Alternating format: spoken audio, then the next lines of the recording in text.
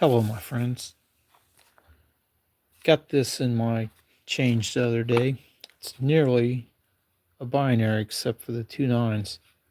Yeah, I mean, and a radar note. This one is one number from being a binary. It's a little bit worn, but not too awfully bad. Had it been a 5 or 7 here, it would have been really nice. But it's not actually a binary. It's one off. All right. Let's talk about something else real quick. Buying coins that melt or really close. When it's like this, I would only recommend paying melt value for it and not what all the coin apps say the melt value of a quarter is. You have to weigh this one because it's worn so much. So it has to be weighed, and then you figure out price per gram, and then you figure out if you did okay. Well, it starts at 6 1/4, but it's probably down at least to 5.5 grams. And at recent silver prices, I mean, when I checked today, it's worth 95 cents a gram. So if this is 5.5 grams, $5, it would be under melt. Not by a lot, but a little. Now, I don't know if I showed this off last week when I was doing a live or not. But go ahead and talk about this real quick. This isn't a coin you'll probably be able to get for melt. It's 1892, and the Liberty is all there, although it might be a little weak. There is wear on it where the Liberty is, but it's all there. And it is Orleans mint, which is a little lower mintage, but there are lines of being, cleaning and stuff. So uncleaned, at fine graded, this would be probably at least $70. But it's a raw coin that has been cleaned, so you can't count this as one that is worth $70. You have to discount it because it's been cleaned, and that is a problem with these coins. Now, in the last couple weeks, one of my coin dealers, hello Elizabeth, has set aside a whole bunch of dollar coins, piece dollars and Morgan dollars, that have holes in them.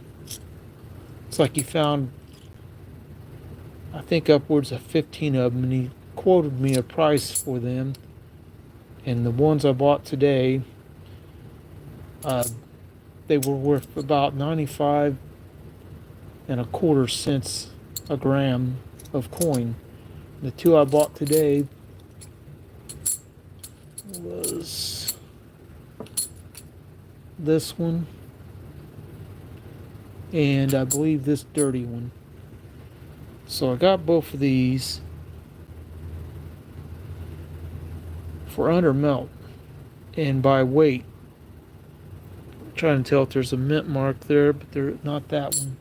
That's Philadelphia. This one I think is Philadelphia as well. No mint mark. Does one of these have a mint mark on it? Well, that one doesn't. Maybe this one does. Nope.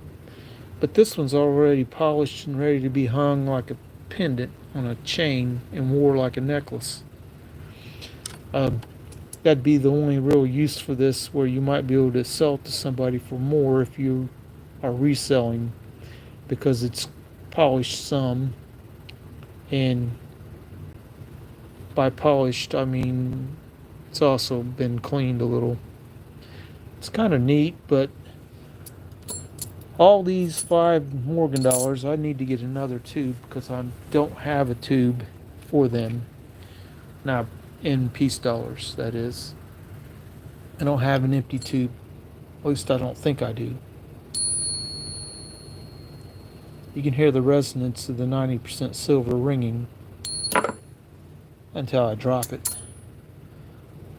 And these all weigh, this one's not down very much. They're all a little bit light, and these with the bigger holes in them are even more light. But I got them at melt value, so actually a little below, so you can't complain. Now the Morgan dollars in 1921, and as they were trying to drill or something, it looks like they ground part of it and then caught and went straight through after that. This one does have a mint mark, I believe, if I remember correctly. Yep, San Francisco. It's 90% silver. As long as the rim ain't cracked, they will ping nicely. The rim is cracked, it probably won't ping right, but it still can be tested on a Sigma. 90% silver has a really nice ring to it. And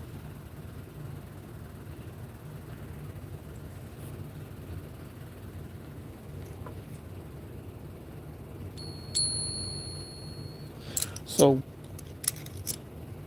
and at about $24 a piece, it's a little underneath what the melt value on one of these is that doesn't have a hole on it and it isn't worn out. So I'm under melt on these 5, but I do need another tube because he's still got several of them and I want to get them all. As long as I can get them below melt, why not? Now, last thing, went by the bank. Roll of nickels. What I'd be looking for in this is a buffalo nickel. One might be in there. Wartime nickels that are 35% silver, or 2024 nickels. Being that there's an old one on the end here and here, I'm not really positive of getting anything other than old nickels. So I'm going to put this box down. I'm going to open that up. I'm going to start looking. I just put a live video talking about getting this nickel roll and said I was going to coin search it tonight. So what you do, what most people do, is they either use a screwdriver to start it or something else. And once you get it started, tear around until you can get it open far enough that you can start pulling coins from it. And once you get it there, you start looking. Well, that's not a buffalo. It's not 2024. This one's 2022. I just looked on eBay. 2024 nickels. People are trying to sell them for about $1 a piece, or at least the lower price.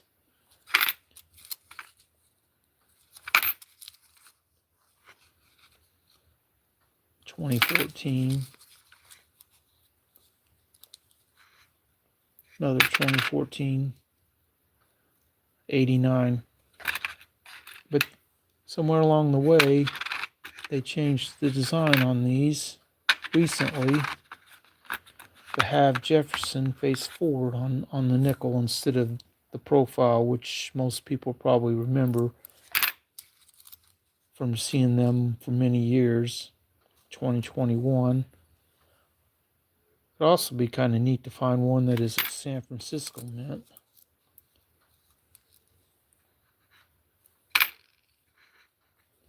$2018. And if I were to find a war nickel, it would look like this one. a big mint mark and probably be almost black like this one is.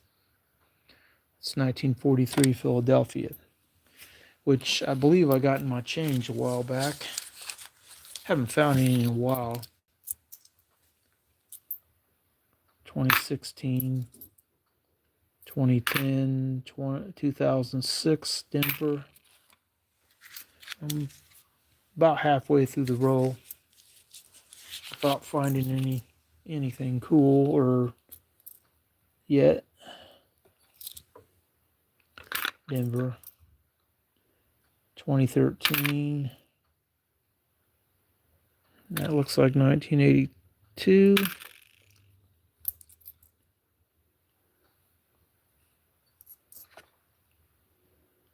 1990 and 2000 Denver. Got about 15, maybe 20 more to go.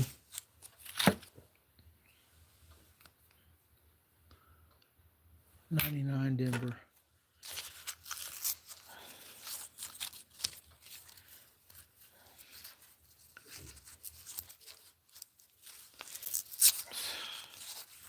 Sometimes it's hard to keep it tearing. I don't want to spill all the coins out yet. There's a few more. Oh, that dirty one, I almost thought. 2017, 2004, 2022, 2015, 1978. That's a little bit older. Not super old though. 2005 Buffalo nickel, but not the older Buffalo nickels. That's a 1-year design. Actually, I think they minted it for half the year and then the other one from that year for the other half. 2020, 2003, 83, 2010, nothing there. 2000 Denver, 2004, 2020. This is old and dirty, but it's not a war nickel.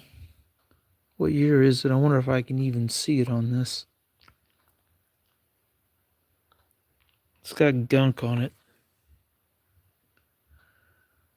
It looks like 1992, I think. A couple more left. 2012, 2014, and well, there you go. There's one of the other Westward Journey ones.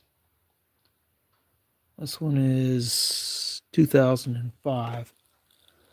I'm going to set that down and see if I can't find that Buffalo one again. The last two coins are older. So we'll pull this up and I'll look for the Buffalo. Well, there you go. Those are both the same year.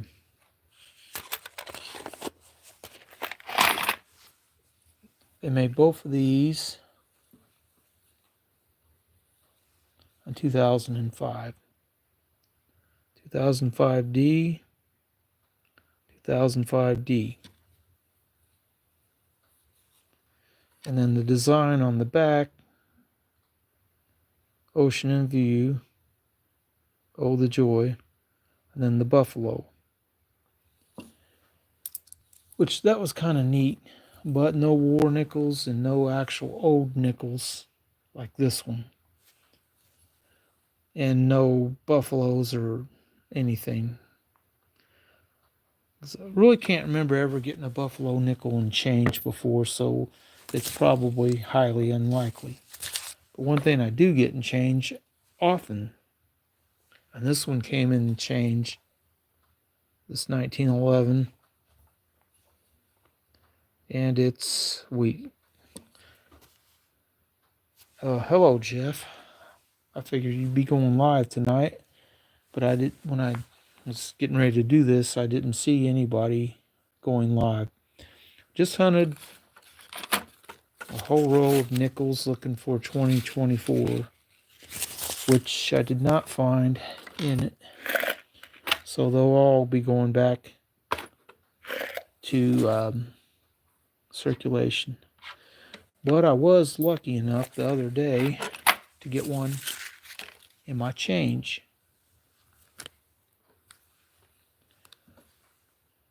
It's 2024 Philadelphia. Only one I've seen, or at least really thought about seeing, once I found out the minage on these was really low. This one's not too bad. It barely circulated. And it's got a couple scratches, but like I said, people were offering these on eBay. I just looked at the lowest price. It was about $1 base for the coin and then delivery, whatever they wanted for delivery. So you could get one off eBay for under $2. The Denver one might be a little more. I'm not sure 100%. But this is a pretty nice Barber dime, even though it is cleaned. You can see some scratching on the cheek there as I turn it. But it has full Liberty on it. And it is Orleans mint. A little bit lower mintage. I kind of like how it looks, even though it is a little probably been cleaned. But if you're still on there, I was able to score all these peace dollars in a Morgan with holes drilled in them for under their weight melt value, which means I did the calculation of how much the weight of each coin was and how much 1 gram per gram of coin they are. And today, after I looked at the one thing, it said 95.24 cents per gram. And that's how I bought all these, by their weight, not by the actual what melt is, which was, last I checked, over $26 on them, on these. So I would buy more, and my coin dealer has probably at least 8 or 9 more of them with holes in them that he'll probably sell below melt to me. And I need to get a tube because my other tube is clear full. They'll hold about 23 to 24 of these. And if I get a 1 ounce silver round holder tube, it'll hold even more. So that's how you buy this kind of stuff, including this quarter. You look at the coin, you weigh it by its grams, and then you divide it, coming up with a price per gram, and then you see if you're under melt or not. This particular one I haven't weighed yet. I might not actually be under melt for $5, but silver's went up a little since I bought it. I think it is probably going to be about 5.5 grams of 90% silver, and at that price today, if it is 5.5 times 0.9524, be 523. So I could be a little bit less than 5.5. I don't know how much, but that's what they make calculators for. Let's say it's 5.3 times 0.924. Whoops. Say it is 5.3, which I don't think it's that light, times 0.9524. Well, I messed up again. That says 505, but I messed up the second number, so we'll try one more time. 5.3 times 0.9524 equals 504. So if it's as light as 5.3, it's still currently worth more than what its actual melt is. But that is what I had to talk about. And I was at work, and I was able to find another poker chip. And it is actually another Harley Davidson theme, but it's a different city. And I don't have it down here, I don't think, because I'll have to show it maybe tomorrow night. But that's pretty much really what I have for this. And I hope that everyone has a good day. And we'll see what tomorrow holds. And we'll talk at you then. So everyone have a good night, and we'll see you next time.